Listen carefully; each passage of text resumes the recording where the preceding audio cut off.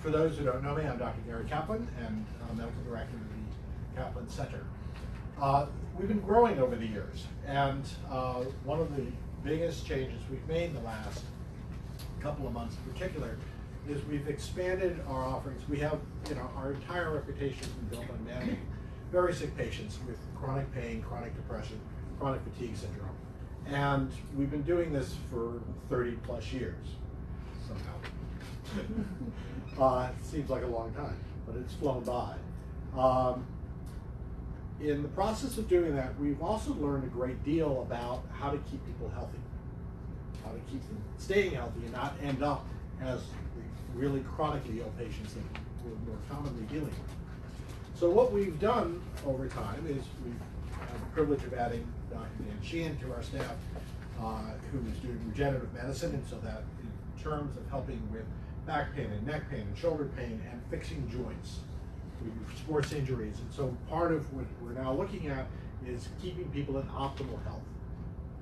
And so you want to be working out, but your shoulder hurts. You want to be working out, but your knee has a torn ligament. We can get that stuff fixed for you much, much faster with the regenerative techniques we have. And the regenerative techniques extend all the way from the conventional, non-conventional prolotherapy, all the way through things like stem cells, where we can actually help regenerate cartilage growth within bones. So we're extremely excited about that.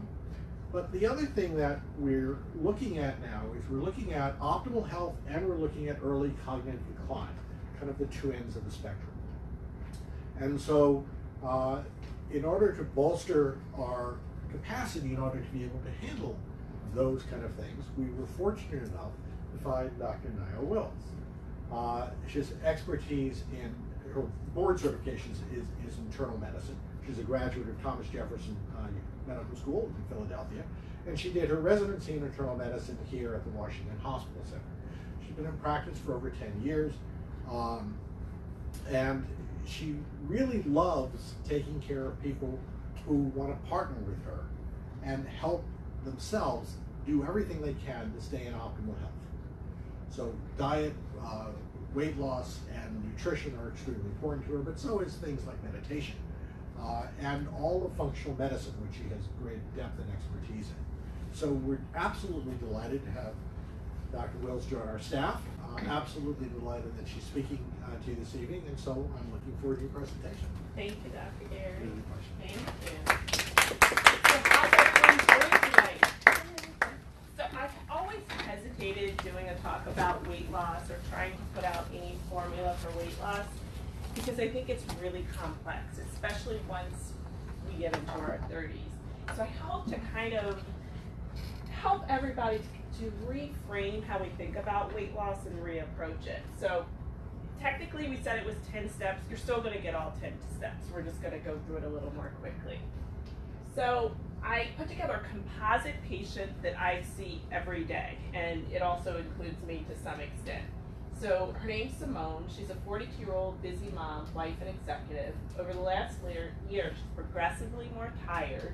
She's trying to lose 15 pounds that won't budge with dieting and exercise. The belly fat is especially annoying to her. She's having painful menstrual cycles. She has severe carb cravings around 3 or 4 in the afternoon and goes into the candy drawer to try to deal with that every day. At night, she's exhausted. She wakes up often in the middle of the night. Is this sounding familiar to anybody? And she also has difficulty going back to sleep. She's been having dry hair, brittle nails, dry skin. She's constipated. She eats on the go whatever she can find. It's just, she's got to do what she's got to do. She often doesn't have time to work out, so she doesn't have that as a stress relief. And then she doesn't really know what to eat anymore because of all the diet recommendations. Who can identify with this? What, check. Right? Check. Right? Especially this one. There's keto. There's how do you know what to eat? So let's talk about this a little bit more. She's also concerned because she feels like she's at her wit's end. What's going to work at this point? So she's kind of really exhausted with the whole idea of dieting and losing weight. So my story is I pretty much, I'd say through most of my life, once I ate well, was able to maintain my weight easily. And then I had a child. And after I stopped nursing him, I could not get rid of like the last 10 pounds. And so I was really frustrated because I was applying everything that I've learned over the years, and it just was extremely frustrating. So this is some of what you're going to see in this talk, what I've actually had to put into practice, and I now personally know actually works. So here's some clues to why you might be holding excess weight. So on the far left, we have a woman who's got belly fat. That tends to be a cardinal sign for stress. It also can speak to hormones and thyroid. The woman in the center who's stressed, that's just letting us know that she's also going to be at risk of having the stress hold on to that extra belly weight. Hot flashes, so this can be my menopausal ladies that are having hot flashes. I can also see it in my premenopausal women. So hormone imbalance is a reason that women and men don't lose weight. We have a woman down here who can't sleep at night. That's another reason. That's going to put the stress hormones all out of whack, and that's another reason we can hold on to weight. This woman down here has blood sugar issues. That creates a whole cycle of not being able to optimize weight. This woman here has a thyroid disorder. So we're going to touch on all of these things here, and these are all clues that you can start to look at in your own life. Just kind of go through your life, take an inventory. Where are you having any of these signs in your life? Because they can be keys to why you're holding on to weight. All right, so let's get to the 8 steps. So the first one is keep your focus off the body. Now I want to say this, the first 2 steps are things that you know, but they're the things that you're going to want to bypass because you're going to want to get to the quick and easy fix. I've done this with thousands of women and men. There's no quick and easy fix. So the first step is really in trying to get you to be willing to master your thoughts and emotions, because if we don't, it's actually going to turn on the stress pathway in the body, which is going to make us hold on to that belly fat, and it's just going to work against us. So this is talking about looking at your thoughts and noticing the patterns of thinking around worthiness, self-esteem, willpower. Do you feel like you're someone who's dominating or domineering, or do you feel like you're often a victim? Notice that, because that can be a clue to why you're holding on weight. Then I want you to start to check in and take an inventory in your feelings and look in the 5 areas of your life, mainly 4: spiritual, health, finances, and relationships. Mental kind of encapsulates all of that. Also, be willing to sit with emotions. Don't be so quick to just bypass and just get past the fact that you're upset or angry about something or feel like you should woman up or man up. Be willing to sit with that, because that, the more and more we process our emotions, we're less likely to use food to numb out. The next part of this is when you reach for food, be willing to stop and ask yourself, how are you really feeling? So that you're actually making sure that you're eating because you're actually hungry and need nourishment versus needing to numb some sort of feeling out that you don't want to feel. The next is to ask yourself, which part of you wants to eat? Is it the ego that's scared and doesn't want to feel, as I just was saying? Or is it the higher part of yourself that really truly wants to nourish yourself? This will make a difference literally in the way that your body processes food. And it's because it turns on a whole stress cascade of hormones that if you're actually doing it out of fear, metabolically you become inefficient. So this is really important. The next thing I want you to think about doing is when you do recognize you're stressed or you're in a state of fear, take a walk in nature for 15 minutes, especially nature because it's centering and it will help to reset and put you into what we call the parasympathetic or the rest and restore mode. That's the mode we're supposed to be in when we're eating, because our digestive system needs a sense of calm to actually absorb, assimilate food. And if you eat in a state of fear, you're not. It's just all going to go through and it's not processed properly. So that's a reason that we hold on to weight. All right, learn to eat intuitively. The reason that I actually came up with this is because, I've been studying functional medicine for years, and I've heard everything possible that you can hear about food. And so it's almost like, what do you eat? You can't eat wheat, you can't eat dairy, you can't eat this, you can't eat that. So what do you eat? And so I feel like this is actually doing harm to us because we're starting to have a negative relationship with food. And I'm not saying to go out there and have McDonald's or eat a loaf of bread or anything like that, but really just starting to pay attention to how does food feel in your body.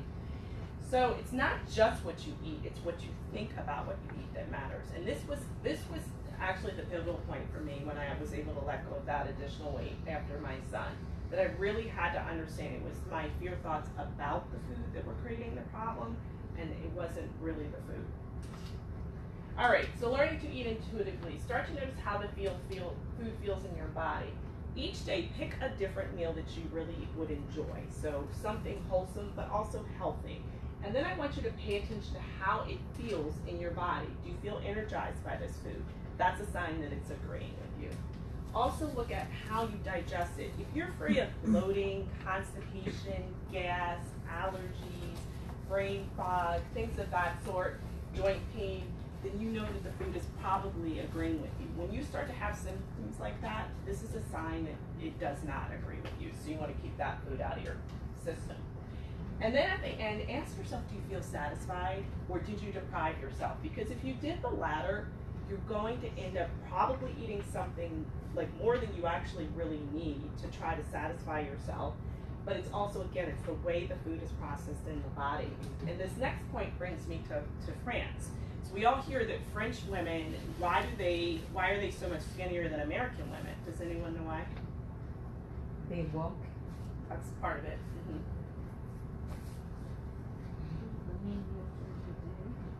That could be, I don't know. Could be. The other main reason that I've heard is because they stop when the first bite, when the last bite they taste is no longer as good as the first bite, they stop. The other thing that I've noticed in watching them eat is it's very social. So the food is not the center point of it, it's the socialization that is.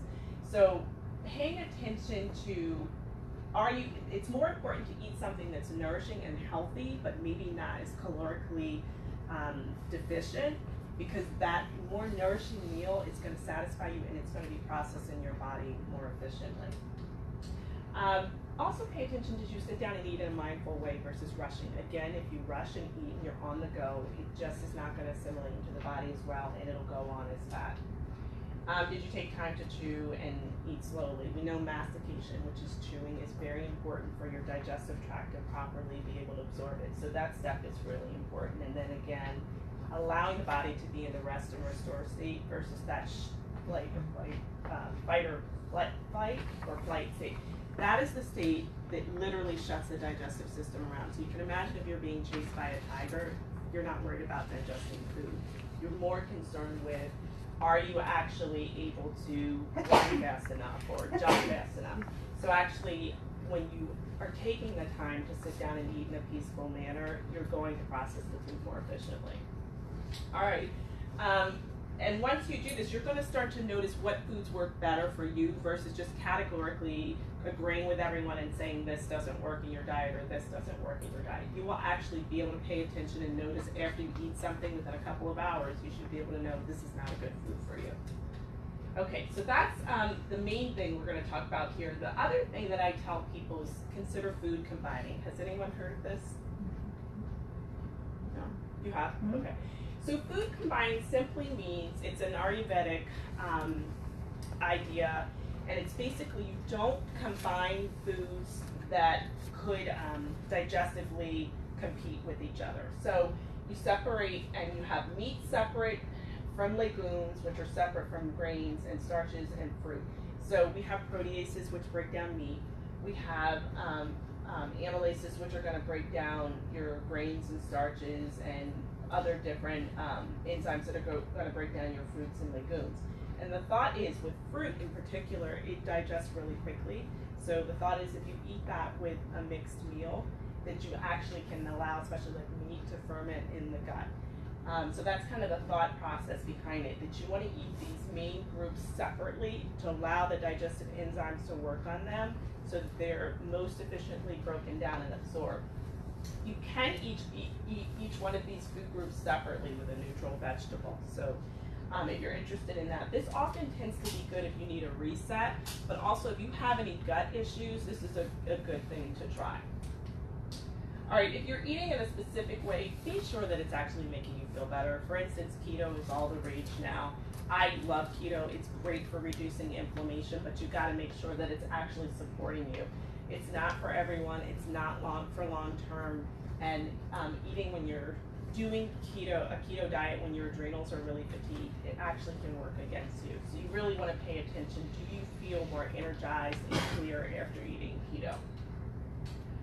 So I pretty much said that. These first two steps, I know they're the ones that aren't sexy and they're not the things that are going to make you think that you're going to get the weight off right away. But for me, these were two steps that made the biggest difference. All right, so moving on to some of the more physical steps. We want to remove any foods that are inflaming our body. Anything that inflames impedes weight loss. And that's just, again, it goes back to the absorption assimilation thing. If it's inflaming your body, you're not going to assimilate into your body well. So for an entire month, I encourage people to take these foods out. So we have your bread grains, eggs, dairy, alcohol, sugar, and processed foods. And these are the ones that just across the board in all of my clients that I see, this is what I see pop up on food allergies or what people tell me when they take out of their diet.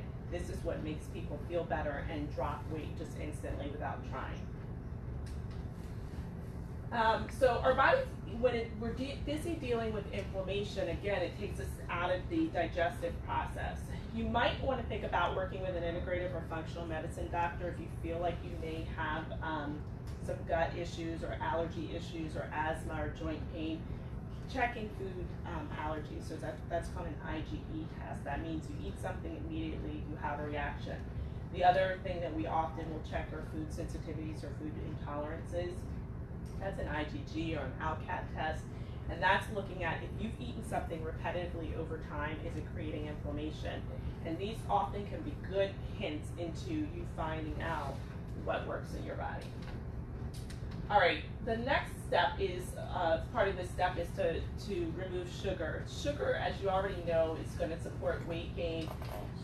I like to see, if you work with an integrative or functional doctor, I like to see your fasting blood sugar less than 90 optimally. I like your hemoglobin A1C in the 4.8 to 5-point range optimally. This is really important for reducing inflammation across the board and brain health. The hemoglobin A1C reflects your blood sugar over 4 months, so that's an important marker. And then fasting insulin, this is pretty much going to be done by an integrative or functional medicine doctor. I like to see that under 5. Any questions on anything? No. So next is detoxify your body every day. So this is one that I had to learn too that I didn't believe even as a doctor. I mean, I knew you should drink water, but I really didn't appreciate the importance of it. I started drinking 20 ounces of water first thing in the morning, 30 to 60 minutes away from eating any meal. It really made a difference. And it satiates you, but it's also really cleansing all the toxins that your liver was dealing with overnight. So that's a really important step. And then make sure you continue to drink plenty of water, but do it in between meals. If we drink large volumes when we're eating, we wash away our digestive enzymes. So again, it makes us not digest and assimilate our food as effectively. All right, detoxify your body every day with foods. So eat at least 2 to 3 servings of cruciferous vegetables a day. That's your broccoli, kale, cauliflower, arugula, Brussels sprouts. They actually contain compounds that actually help your liver to detoxify. So this is a key thing. If you can eat even more, great, but I would say at least 2 to 3. And then these are also important. All of these foods here that I've included, they actually work at the level of the liver to turn on different enzyme and processes in the liver to support different phases of detoxification. So turmeric is a really potent one. That has a supplement, a substance in it called curcumin, which we'll talk about in a minute, but that's anti-inflammatory and detoxifying. Garlic is another big one. Green tea is great. It's not only been known for detoxification, it may be protective and plays a role in preventing breast cancer. Apples, they have so many nutrients in it, plus it has quercetin, which is important for your immune system. Avocados, beets, walnuts. Green leafies are rich in chlorophyll, so that's also important for your liver detoxification process. Limes, lemons. I say non-sweet grapefruit, and that's just so you don't spike your blood sugar. And then berries. So all of these foods are your friends, so you want to incorporate lots of these throughout the day. And then you may work with an integrative doctor and take NAC. NAC is the supplement that when people are in the emergency room, we give it to them when they overdose on Tylenol. I actually take this every day. It's just another way to support liver detoxification. Curcumin is the major healing compound in turmeric root, and it, as I said, it's anti-inflammatory and detoxifies through the liver. Milk thistle is another one. So these are some things that can be tools that can be appropriately incorporated into your diet with a doctor. Then move your bowels every day, at least 1 to 3 times. If it's less than that, you're holding on to toxins. Add magnesium to bowel tolerance. What that means to me is your bowels should move easily every day. If they're not, you just keep taking magnesium until that happens. So that first thing in the morning, you're going a minimum of 1 time. And then add psyllium fiber if you're not eating enough fiber. And I put artichokes because they're a great source of fiber. All right, sweat every day. So if you have adrenal fatigue, you don't want to be doing high intensity workouts. So you might try a sauna or something that's in small intervals that helps your body detoxify through perspiration. That's another mode of detoxification for the body. All right, step 5, heal your gut. This is the one that for functional medicine doctors, other than dealing with stress, this is probably the most important thing that you'll hear a functional medicine doctor talk about. It's because the gut is the major entry point of the world interfacing with your body. For that reason, 70–80% of our immune system is down there. So when your gut's a mess, it affects everything. So you might want to assess with a functional medicine doctor for inflammation, any imbalance, which just means you have the wrong type of flora down there. So you've got the wrong type of bugs down there. May also want to look for parasites or infections. Yeast overgrowth, that's a big one. So a lot of times people have carb cravings, rashes, different things that people can't necessarily figure out easily. Oftentimes we'll find yeast or candida growing in the gut. Food sensitivities, which we mentioned, that's another one that actually creates a lot of inflammation that leads to a lot of inflammatory diseases, including autoimmune diseases. And then we also want to think about assessing for drugs that destroy the gut. So that's your anti-inflammatories like ibuprofen, anything that's an anti-inflammatory, prednisone. Birth control is another one that does it. So these are different things that we want to think about. Do we want to keep these in our regimen? Then your doctor and you may consider adding EPA, DHA. These are omega-3 fats that are really healing for the gut. Fresh ground flaxseed. Don't buy the pre-ground flaxseed. You're losing all the potency when you do that. You want to get a coffee grinder and just grind it fresh. And it's really rich in fiber, so it's doing double duty. Curcumin, we mentioned. NAC and fiber, we mentioned. Vitamin D is actually a hormone. It's not a vitamin. And it just turns on so many different systems, or works. It's a cofactor in a lot of different systems in the body, so that's an important one. Zinc is a antioxidant and mineral that's really important for the gut and the immune system. Magnesium, I spoke to that. Iodine is also another mineral that's really important. It's also important for your thyroid, so it plays a couple of roles in the body. Selenium is another antioxidant mineral, also important for the thyroid, the gut, and the immune system. And then pre and probiotics are really important for gut health. So everybody's probably heard of probiotics, right? How about prebiotics? Anybody? So prebiotics are actually what probiotics eat. So when you take prebiotics, you're actually giving food to the good probiotics so they can flourish on their own. So sometimes a functional medicine doctor will add that. All right, addressing and releasing stress. This is the other cornerstone of care for me. And it's just because it's going to drive everything. So you and your doctor may assess for fatigue, hair loss. That's another big thing that women come to me in particular for, is hair loss. There are a couple things that generally explain it. If it's here and here, it tends to be hormone driven. If it's all over, it's usually thyroid or adrenal. So that's a key thing to think about when you're stressed. Carb cravings is another one. So I mentioned in the intro, 3 to 4 p.m. is a classic time for people who have adrenal fatigue to start to have carb cravings. So taking a snack a couple of, like a half an hour to an hour before can help with abate the carb cravings, and then of course work on getting the adrenal well. But that's a classic sign. Salt cravings is another one that goes along with the carb cravings sometimes. Set the slump. Sleep disturbance. So my clients who wake up in the middle of the night, if it's not hormones, it tends to be the adrenals, and it's usually both. Brain fog is a classic one, so people can't remember what they're in the middle of doing or can't pull a name. Adrenals, thyroid, and the gut and hormones play a role in that. Need for caffeine or stimulants. So this is a big one. Need coffee to get up out of the bed first thing in the morning, and some people will drink it all day. Belly fat, I talked about that as a classic sign. Lightheaded is another one. So that is a classic presenting sign for someone who's got adrenal fatigue. And then low blood pressure as well. Tired after meals, or if you feel really angry or hangry if you miss a meal, that's an adrenal symptom. So labs that we might assess for would be an adrenal saliva test. That's a collection point where we check saliva 4 times a day to see where your levels are.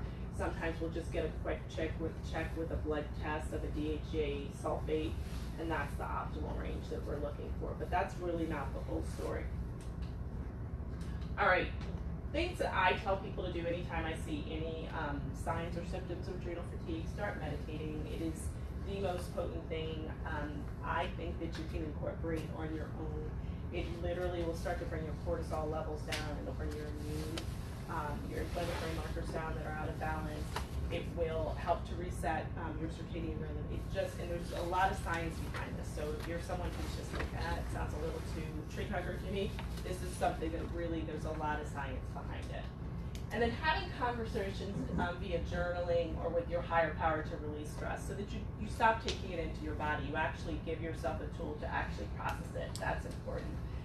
Yin exercise just is another way of saying gentle exercise, so it's not the pushing through and power yoga or high intensity interval training. That is really helpful because it puts your body in a calming state, yoga and walking. Smashing coconuts, I know this sounds a little bit crazy, or old dishes, but actually getting the aggression out so that you're not just kind of keep stuffing it down actually can be a really powerful tool. So that's something you can think about. It actually can be really fun. And then think about having loving conversations that may be difficult when it's appropriate, and it's actually going to be well received on both ends, because sometimes we avoid conversations, and it's another way that we're suppressing things and we're internalizing stress. And if you need help, think about working with a therapist. Even if you don't necessarily talk with the person, just having tools to get that stress out of your body, it's really life-saving. And then you can think about working with a functional medicine doctor to start to address actually optimizing adrenal health outside of these things. But please go to bed, because if you don't go to bed, then actually the most restorative sleep is actually before midnight. So if you get the same 8 hours before midnight that you get afterwards, it's gone. It's actually going to be more restorative. All right, so step 7, optimize your thyroid health. So everybody probably knows their thyroid sits right here over your throat, over your voice box. This is really important. I see this a lot in my ladies. So the reason this becomes important is because it's classic for fatigue, dry hair, dry skin, hair loss, brittle nails, and this is usually what gets my ladies in the door: skin, hair, nails, and weight. Constipation is also another one. Puffy eyes and puffy face, that's a classic one. Also I didn't put, but using the lateral third of your eyebrow is also classic for thyroid being underfunctioning. And then weight issues and brain fog. So some of the labs that we'll assess for are going to be your free T4. That's the stored form of thyroid hormone. I like to see that level around 1.2. Free T3 is an active hormone. I like to see it around 3 to 3.5. TSH is the brain hormone that talks to the thyroid and tells it what to do. I like to see that about 1.5 to 2. And then you'll see us all the time check antibodies. They're called TPO antibodies and antithyroglobulin.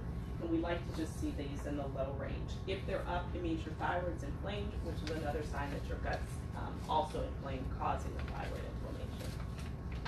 Okay, so working with a functional medicine doctor, I have a couple of lines that I have people kind of work with. The first line of supports is to think about adding key nutrients. For the thyroid, that's selenium, iodine, zinc. There are more, but those are the three of the key ones: selenium, iodine, and zinc. You want to also think about adding foods that support the thyroid. So some of those mirroring those same minerals are going to be things like raw organic Brazil nuts, sea vegetables, or kelp, kelp liquid, which has iodine. And then your legumes and things like that, seafood is going to have zinc. So those are some things to think about. And then adaptogens. Has anyone heard of adaptogens? Yeah. So adaptogens are plant-based chemicals that work in your body to either increase your cortisol or your thyroid function if it's too low, or bring it down if it's too high. For the most part, what we're talking about here, it's going to optimize elevating your thyroid hormones. So this is the first line. The second line would be to think about adding glandulars. For me, this is not right away because it's giving you tissue from cow and pig versus trying to encourage your thyroid.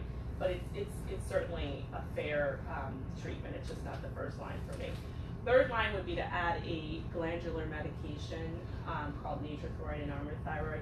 And the reason functional medicine doctors like these is because they have both that T3 and T4 that I was telling you can be low. So a lot of conventional medicine doctors will just do Synthroid or levothyroxine, which is just T4. The problem with that is a lot of people cannot convert T4 to T3. So that's something you'll see us do.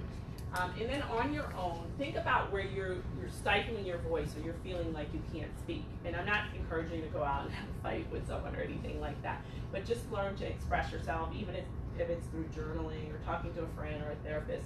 This becomes really important for the thyroid health. And then, of course, decrease stress. All right, so this is the last true step, optimizing your sex hormones.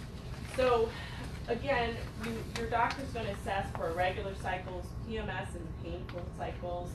That's classic for a hormone imbalance.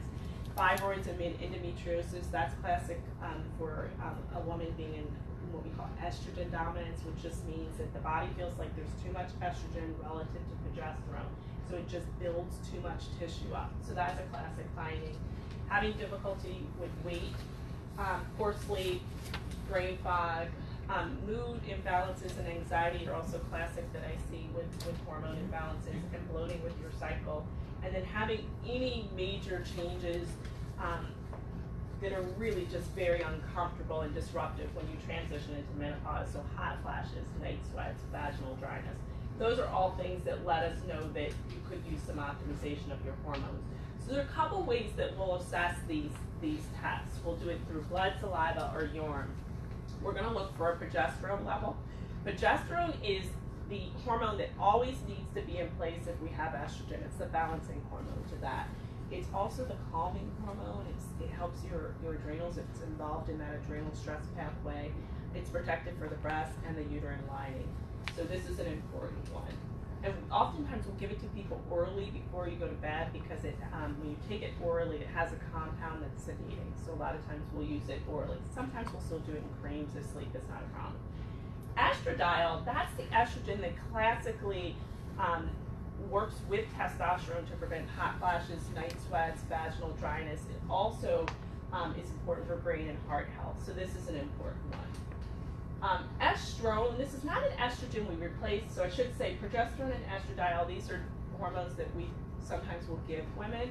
Estrogen is not one we give women. It's one that we're monitoring the levels for. When they go up, they're more aligned with toxicity, like breast cancers and things. So we always want to keep the estrone down.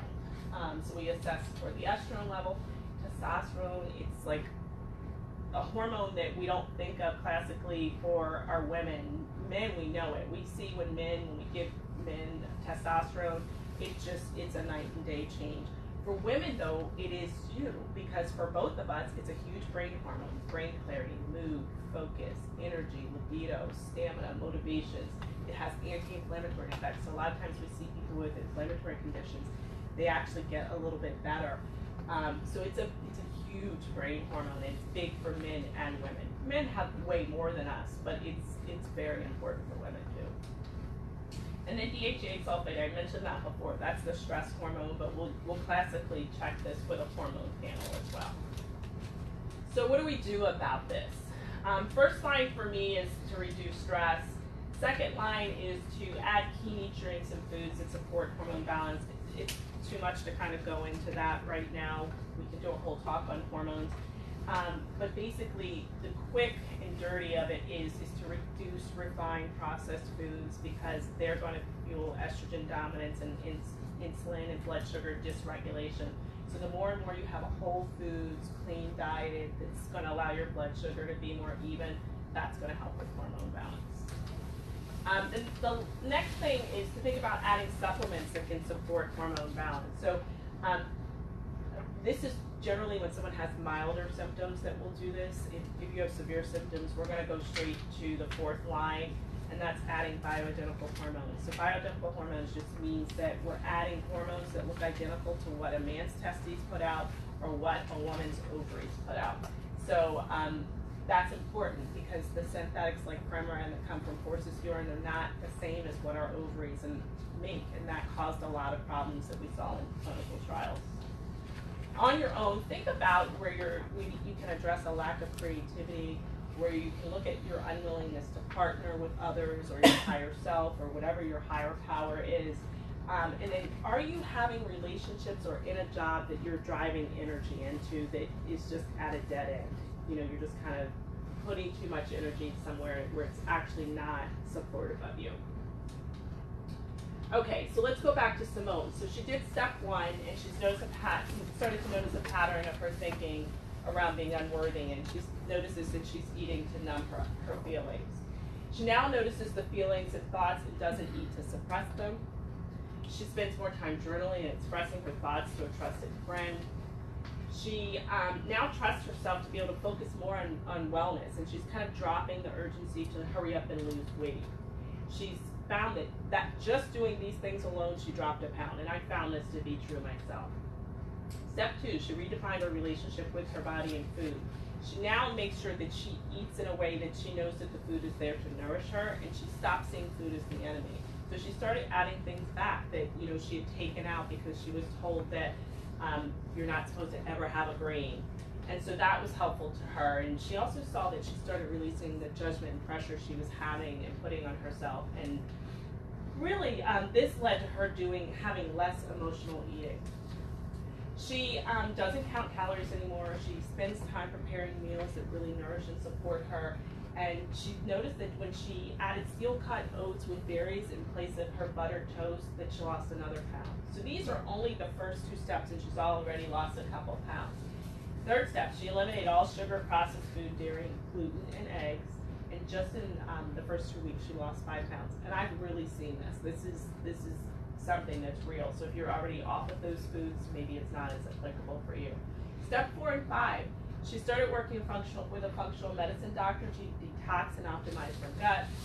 This helped her lose another 4 pounds. Now this is a longer process, can be anywhere from a month to really a year, but generally anywhere from a month to 3 months. And I really have seen people really lose weight just by healing their gut and detoxing. She may check food sensitivity labs later. Step 6, remember I told you about the classic 3 to 4 p.m. slump? She now has nuts and seeds that she can eat with a piece of fruit around 2:30, which is like a half an hour before she starts to feel like her blood sugar is dropping and gets the carb cravings. She meditates with the Insight Timer app for at least 10 minutes, and she does the same thing. She does that in the morning and does the same thing at night with her kids. And then step 6, 7, and 8, she started working with her doctor to optimize her adrenals, hormones, and thyroid. This actually helped her to feel better so she could exercise more, she was sleeping better, and just feeling better overall, and that also helped her lose weight. She now takes the steps throughout her office because now she's more motivated and having more energy. And before she goes in to her house at night, she walks around the block 3 times. So she's not making a big deal out of exercise. She's just getting it in throughout the day. This helped her drop another 2 pounds. So these are the bonus steps. Do we have time? Okay. So these were actually not the 10 steps, except for this one, move every day. It's basically what I said, just start small, don't make a big deal out of it, download a yoga app, Gaia's a good one, and just do it for a few minutes a day. It can really make a difference. As I said, walk around the block before going inside, take the steps at work and home, park further away from your entrances, and then walk in nature with a friend. This actually doesn't feel like exercise. You'll just feel like you're talking with your mom, or you're talking with one of your girlfriends or one of your friends. Put on music and dance with kids or grandkids. This is really fun for them, and it really gets your heart rate up. Just be creative. Okay, so this is one, intermittent fasting. This you should not do if you have any type of adrenal fatigue. So remember all those things I said. If you're feeling really stressed, you're really tired, you don't want to do this because this will further stress your system. Wait till you get that under control, and then you can do this. So you start, in my opinion, you start with a 12-hour window, which means that you have 12 hours during the day that you can eat. Slowly increase that period until you're not eating during 16 hours, which really means you're only eating during an 8-hour window period. Why do this? You're basically giving your body ultimately a 16-hour fast a day. That allows your body during those 16 hours to detox, and it also puts your body in a state where you start burning your blood sugar in a different way and utilizing your fat stores. And it also is just going to overall optimize your blood sugar and decrease inflammation. This is a big one for anyone that's got an inflamed brain or has a lot of inflammation or blood sugar issues. So this can actually be a great tool.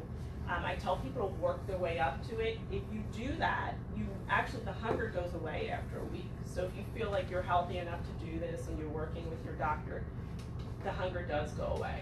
The next one is high intensity interval training. This also should not be done if your adrenals are not in good shape. You want to start with whatever exercise feels good to you. It doesn't really matter. It's just the intensity. And make sure you're fit, of course, and your doctor thinks it's appropriate.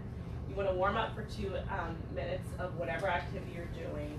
And then for 1 minute, you go as hard as you can go. Then for 90 seconds, you come down to a more moderate pace. And then you go back up, and you cycle that 8 times. And that's really, you can do the whole workout in, I think it's like 22 minutes. And it actually makes you burn fat. I think it's 36 hours, something like that. But it's a much longer period after you work out. You continue to be in a fat burning state, and then you cool down for 2 minutes. I think you should do this on 3 to 4 non-consecutive days because it just becomes too stressful and you lose the benefits. So that's that one. And that's really it. If you want more help in checking any of these areas that we've talked about, we can definitely help you here with that. But it really is a process of being patient with yourself and really doing the work to address the stress and actually have difficult conversations and really letting the short term go of losing the weight, because it'll come if you really work through all these steps. That's it. Anything